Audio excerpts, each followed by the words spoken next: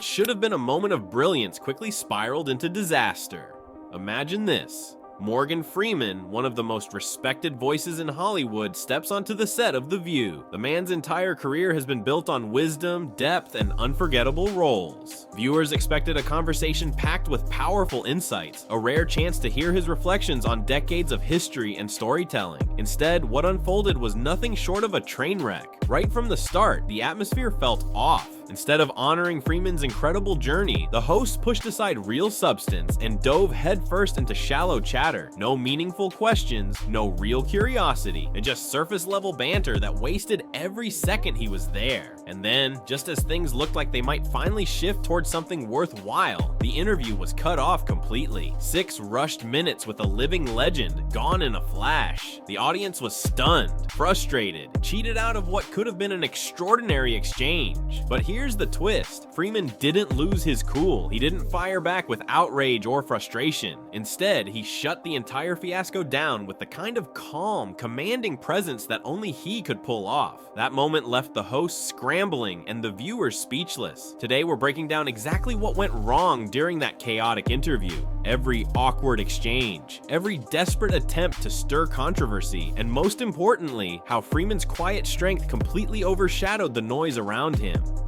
And trust me, by the time we're done, you'll see why this moment has everyone talking. So before we dive in, make sure you hit that subscribe button and tap the notification bell, because when moments like this shake up the screen, you don't want to miss it. I'm one of those people who's very, very interested in this subject, life on the planet. You understand that today, life on the planet is in a little bit of trouble. And we're the cause of it. That's right. There have been, if I remember correctly, 6 extinction level events on the planet since life began. I mean, 6 times. Large portions of life. Not human life we're talking just life. Gone, destroyed. We're headed for another one. Morgan Freeman didn't come to The View empty-handed. He was there to share something remarkable. His newest project, a breathtaking Netflix documentary titled Life on Our Planet. This wasn't just another nature show with pretty landscapes and soothing narration. No, this was a sweeping journey through millions of years of Earth's history, capturing the rise and fall of entire species, the chaos of mass extinctions, and the raw beauty of survival against impossible odds. From towering prehistoric beasts to the tiniest creatures that managed to outlive them all, the series gives viewers a front row seat to the rhythm of life and death on this planet. And with Freeman's voice guiding every moment, it wasn't just educational, and it was captivating, even haunting. His narration turned each scene into a meditation on existence itself, reminding us that Earth has always been in motion, constantly destroying and rebuilding, long before humans entered the picture. What made this documentary stand out was its perspective. Unlike so many climate-focused projects that lean heavily on fear, guilt, and apocalyptic warnings, Freeman's tone was different. He didn't sugarcoat the problems humanity faces, but he also didn't drown the message in panic. Instead, he brought a calm, reflective presence. A reminder that while extinction and upheaval are part of Earth's story, so is resilience. But this measured approach wasn't exactly what The View was looking for. Instead of engaging with Freeman's thoughtful insights, the host seemed restless, eager to push the conversation somewhere more sensational. And when one of them finally jumped in, it set the stage for one of the most awkward clashes the show has ever seen. Well, it's tenacious if we would just leave it alone. Leave it alone. And the human interruption of all of that is what's causing all the problems. I hope that it's not too late. But let me ask you this, Jeff. Seeing the rise and fall of all these species, because some are coming in too, right? And many are leaving the planet. Did that change your perspective on life? My perspective on life? I don't think it changed my perspective. It just enhanced it. Because for a long time now, I've been listening to what they say about, I drive an electric car.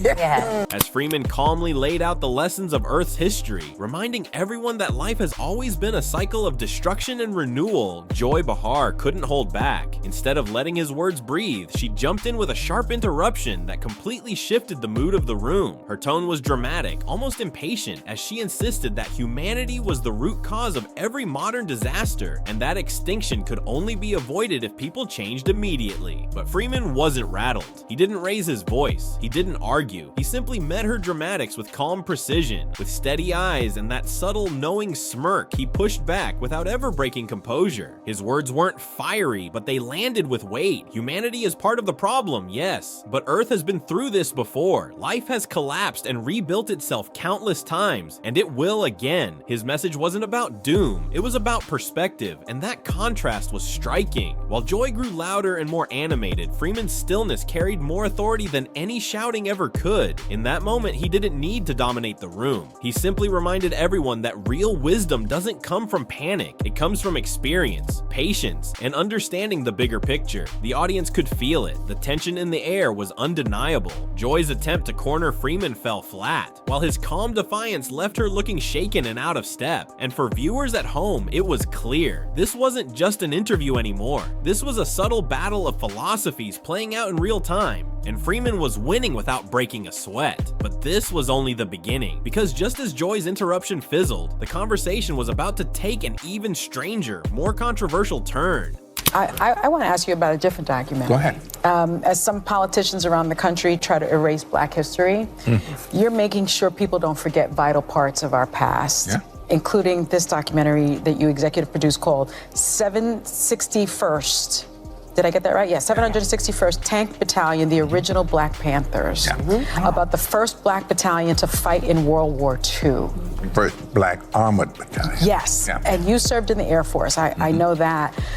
This film was then very personal to you. Oh, yes, having start in the 40s and move up. And how many times did I see Black people in the movies? And if I did see them, what were they doing? Yeah.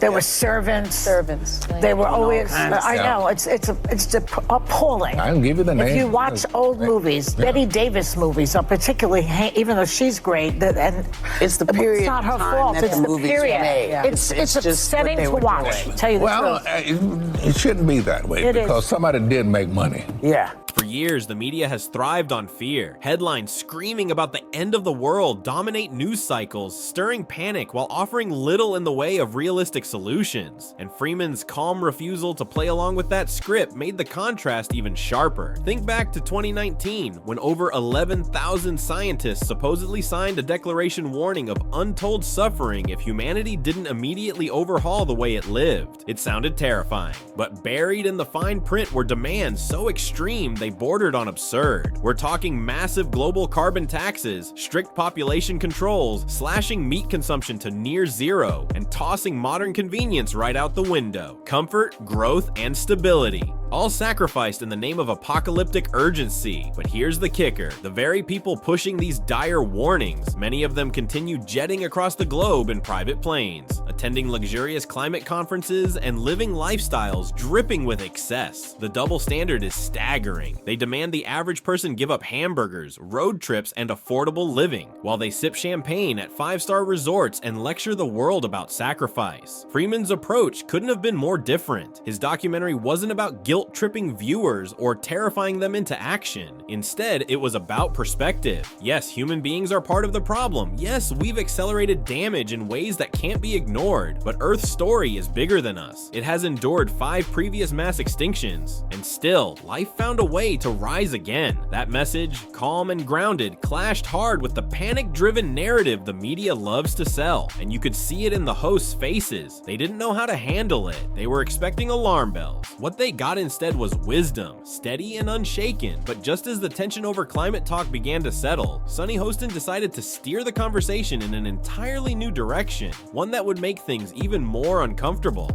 That's the time. Was Now look at today, things are, we're always in flux. Yeah. Yeah. Always. But we've always been here. Yeah. Fluxing out. Exactly. I had a question, but we run out of time.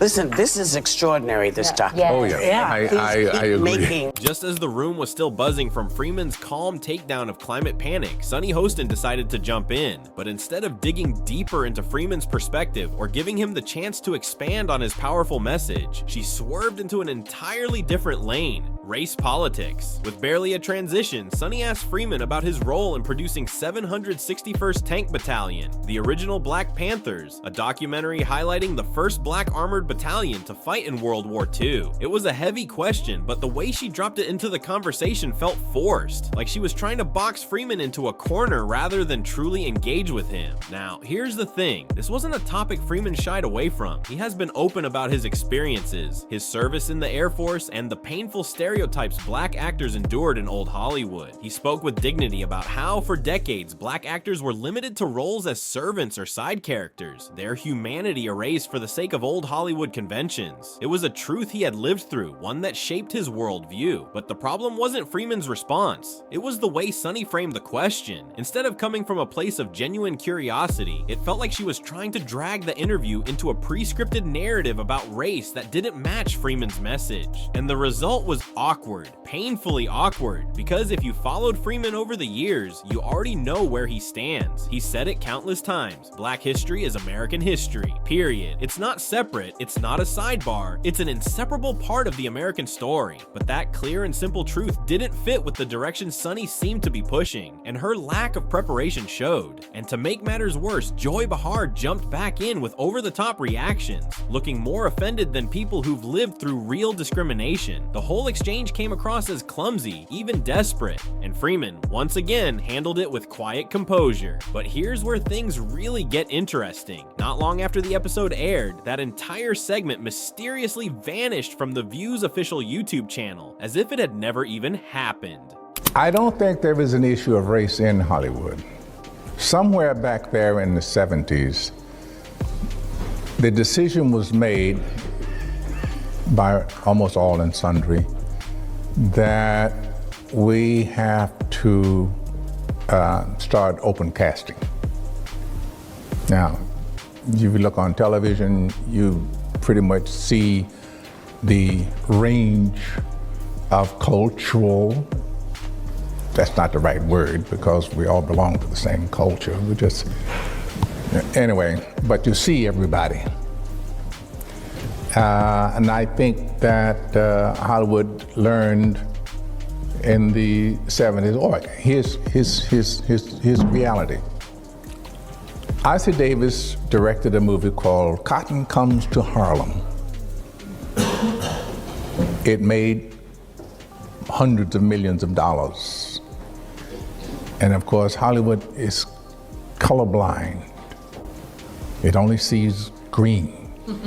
Not long after the awkward exchange, something strange happened. The entire segment featuring Morgan Freeman quietly disappeared from The View's official YouTube channel. No explanation, no announcement, it was just gone, scrubbed clean as if it had never aired. But here's the thing about the internet, it doesn't forget. Clips started popping up on fan accounts, blogs, and even archival sites like the Wayback Machine. And when people realized ABC had tried to bury the interview, it only fueled more suspicion. Why would a daytime talk show want to erase a conversation with one of Hollywood's greatest living legends? The answer seemed obvious. That footage exposed The View at its weakest, clumsy, unprepared, and more interested in pushing narratives than actually listening. Freeman had handled every moment with grace, while the hosts stumbled through interruptions, forced questions, and awkward laughter. Cutting the segment out of their archives wasn't damage control. It was an admission that they knew just how bad it looked. And that's where things took a darker turn, because instead of protecting their image, the attempted cover-up only made the backlash worse. Fans flooded social media, accusing the show of censorship, bias, and disrespect. The silence from the network only made people talk louder. After all, you don't delete something unless you have something to hide. Meanwhile, Freeman's steady presence in that short, chaotic interview became even more legendary. While the hosts looked like they were scrambling to contain the moment, he didn't flinch. He didn't need to. His calm words and quiet smirk said everything. But as messy as that was, the real core of the clash came down to Freeman's lifelong message, one that The View completely missed.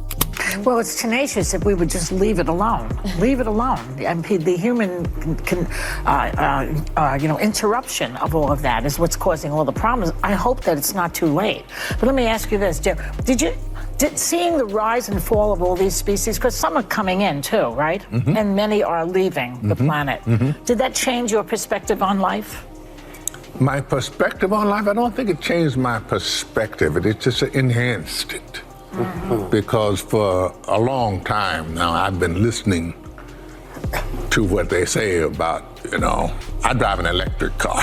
Yeah. If there's one thing Morgan Freeman has been consistent about for decades, it's this. Black history is American history. Not a separate chapter, not a footnote. It's woven into the fabric of the nation itself. That has been his message. Simple, powerful, and unwavering. But on The View, that truth didn't land. Instead of recognizing Freeman's clarity, the hosts tried steering him toward a narrative he's rejected time and again. One that focuses on dividing history rather than uniting it. And it showed just how little preparation they'd done. Anyone who had followed his interviews would have known exactly how he would answer, yet they walked straight into a wall they should have seen coming. Freeman's stance has always been grounded in dignity, not theatrics. He doesn't use his platform to stir division or spark outrage. He uses it to remind people of perspective, that history, struggle, and progress belong to all of us. And when he said it on that stage, his calm delivery made the message even harder to ignore. The irony, of course, is that the very thing the hosts were trying to spin, turning the conversation into a moment of drama, collapsed in their hands. Because the more they tried to bait Freeman, the more he stood firm, and the more they pushed, the more obvious it became. Their narrative didn't match his truth. For the audience at home, the contrast couldn't have been clearer. On one side, a panel trying to sensationalize. On the other, a man who's lived through history, refusing to let anyone twist it for cheap headlines. His calm presence was more powerful than any fiery monologue could ever be. But as the tension built, and as Freeman continued dismantling their talking points with nothing more than poise and wisdom, The View reached for their oldest, most predictable escape hatch. I'm one of those people who's very, very interested in this subject, life on the planet. Mm-hmm. Yeah. Mm-hmm. You understand that today, life on the planet is in a little bit of trouble. Mm-hmm. And we're the cause of it. That's right. There have been, if I remember correctly, 6 extinction-level events on the planet since life began. I mean, 6 times. Large portions of life. Not human life we're talking. We're talking just life. Gone, destroyed. We're headed for another one. By this point, the energy in the studio was tense. Joy had been shut down by Freeman's calm reasoning. Sonny's question had fallen flat, and the audience could sense the awkwardness hanging in the air. That's when Whoopi Goldberg did what she always does when things start slipping out of control. Like she reached for the classic "we're out of time" routine. On the surface, it sounded like a normal wrap-up. "We're running out of time," she said, cutting off the conversation midstream. But let's be real, this wasn't about the clock. Other guests on The View have had entire segments stretched out well beyond schedule, especially when the hosts wanted to drag a topic out for drama. With Freeman, they couldn't end it fast enough. It felt less like time management and more like an escape hatch, a way to shut down a discussion that wasn't going the way they'd hoped. Instead of asking one of the greatest living actors a meaningful final question, they hit the eject button. 6 minutes with Morgan Freeman, gone. No depth, no substance, just fluff and an awkward rush to the finish line. And the disrespect couldn't have been more obvious. This wasn't some random celebrity promoting a new book or a reality TV star looking for attention. This was Morgan Freeman, a man whose voice, wisdom, and presence carry more weight than most politicians, activists, or commentators ever could. Cutting him short didn't just waste an opportunity, it exposed The View's priorities. Controversy over conversation, drama drama over depth. For fans, the frustration was real. Here was a golden chance to hear Freeman expand on decades of perspective, and instead, the show threw it away. But if they thought the story ended there, they were wrong, because shortly after that disastrous interview, Freeman took his voice somewhere else. And what he said there made the whole fiasco look even worse. That's the time. Now look at today, things we're always in flux. Yeah. Always. But we've always been here. Yeah. Fluxing out. Flux. Exactly. I had a question, but we run out of time. Listen, this is extraordinary, this documentary. Oh, yeah. I agree. Not long after the View fiasco, Morgan Freeman stepped onto a much different stage, the historic halls of the Oxford Union. And unlike the shallow, rushed segment he'd just endured on daytime TV, here he was given the space to actually speak. No interruptions, no forced drama, just a thoughtful exchange of ideas with people who genuinely wanted to listen. And the difference was night and day. With his signature calm and clarity, Freeman broke down one of the most controversial topics head on, the state of race in Hollywood. While others might have turned it into a heated debate, Freeman simply laid out the truth as he's seen it across decades of experience. "I don't think there is an issue of race in Hollywood," he said, pointing out that back in the 1970s, the industry made a conscious shift toward open casting. What changed wasn't skin color, it was money. Freeman explained that Hollywood doesn't truly see black, white, or brown. At the end of the day, it only sees green. If a movie makes money, it gets made. If an actor draws audiences, they get cast. That perspective was powerful because it wasn't theoretical. Freeman has lived that reality. He's been in the business long enough to remember when black actors were sidelined into servant roles. And he's also seen the shift when studios realized diversity wasn't just morally right, it was profitable. Unlike the soundbites and surface-level takes on The View, his words at Oxford carried the weight of lived history. The audience was captivated. Instead of awkward tension, there was respect. Instead of rushed cutoffs, there was space for wisdom. Freeman wasn't just sharing opinions, he was offering perspective earned through decades of breaking barriers and reshaping culture. And when you compare those two moments, The View's fumbling attempt to corner him versus Oxford's respectful platform, the contrast says it all. One stage tried to silence him, the other amplified him, and in the end, it was clear. Freeman's voice didn't just survive The View's mess, it rose above it, stronger than ever. But what does this all really mean? That's where the takeaway comes in. I don't think there is an issue of race in Hollywood. Somewhere back there in the 70s, the decision was made by almost all and sundry that we have to start open casting. Now, if you look on television, you pretty much see the range of cultural, that's not the right word because we all belong to the same culture. We just, anyway, but you see everybody. And I think that Hollywood learned in the 70s, here's reality. Isaac Davis directed a movie called Cotton Comes to Harlem. It made hundreds of millions of dollars. And of course, Hollywood is colorblind. It only sees green. What should have been a respectful and powerful moment turned into one of The View's biggest blunders. They had Morgan Freeman, a man whose career has spanned generations, whose voice has narrated the rise and fall of civilizations both on screen and in real life, sitting right in front of them. And instead of seizing the opportunity, they wasted it. 6 rushed minutes of shallow banter, awkward interruptions, forced narratives, and then, as soon as it became clear Freeman wasn't going to play into their drama, they pulled the plug with the oldest excuse in the book: we're out of time. To make matters worse, they tried to erase the whole thing by scrubbing the clip from their channel as if the internet wouldn't notice, but they did, and the backlash was even worse than the interview itself. Meanwhile, Freeman never lost his composure. He didn't lash out, he didn't play into the chaos, he simply reminded the world that wisdom doesn't need to be loud, it doesn't need to be dramatic, it only needs to be true. Whether it was shutting down Joy Behar's theatrics with calm defiance, clarifying his lifelong message that Black history is American, American history, or later laying out Hollywood's reality at the Oxford Union, Freeman showed that his voice carries more weight than any scripted controversy ever could. And maybe that's the real story here. The View tried to turn an icon into a soundbite, and instead, they exposed their own lack of depth. Freeman walked away untarnished, his reputation only stronger, while the show was left scrambling to clean up the mess.